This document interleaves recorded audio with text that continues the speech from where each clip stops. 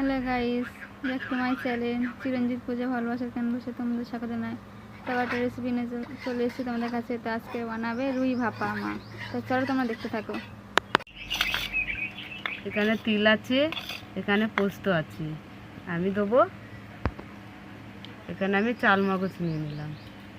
না তা আমি তিল, চাল মগজ, পোস্ত বেটে নেবো। তা চলো দেখতে থাকো। বললাম তো। তা এখানে আমি কাঁচা লঙ্কাও নিয়ে নিলাম, পোস্তটাও দিয়ে দিলাম।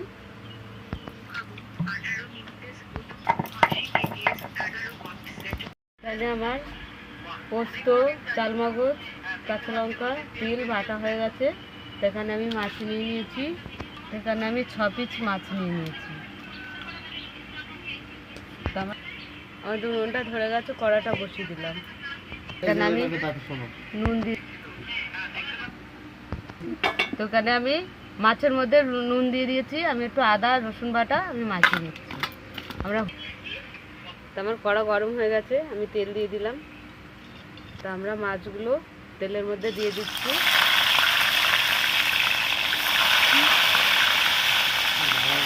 টক দই নিয়ে নিয়েছি। এখানে আমি চালমগজ, তিল, কাজু বাদাম না, তিল, চালমগজ তো এখানে নিয়ে আমি মিশিয়ে দিচ্ছি।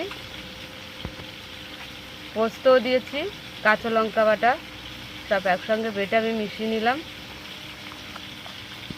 এর মধ্যেই মাছ মাখিয়ে যে রসটা ছিল সেই রসটা দিয়ে দিলাম। আমি আদা রসুন এই দই পেস্টটা দিয়ে দিলাম।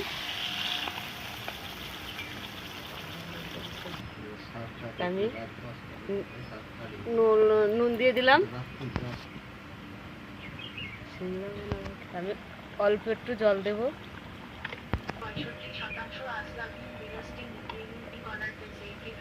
তো আমরা হলুদ টলুদ কিছু দেব না, আমি এবার চাপা দিয়ে দেবো। এখানে আমি একটা লাল লঙ্কা দিয়ে দিলাম, তো লঙ্কা দিয়ে দিচ্ছি। আমি এটা দিয়ে চাপা দিয়ে দিলাম। তো আমি ঢাকাটা খুলে দিচ্ছি।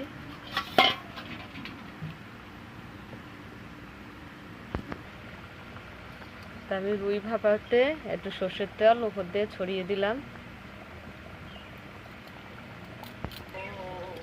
তো আমাদের রুই ভাপা হয়ে গেছে, নামিয়ে নিচ্ছি। তো আমাদের রুই ভাপা হয়ে গেছে। তোমাদের কেমন লাগলো বলো, ভালো লাগলে লাইক কমেন্ট শেয়ার করে দেবে, সাবস্ক্রাইব করে দেবে। ভিডিওটা অবশ্যই আপনারা দেখবেন। টাটা।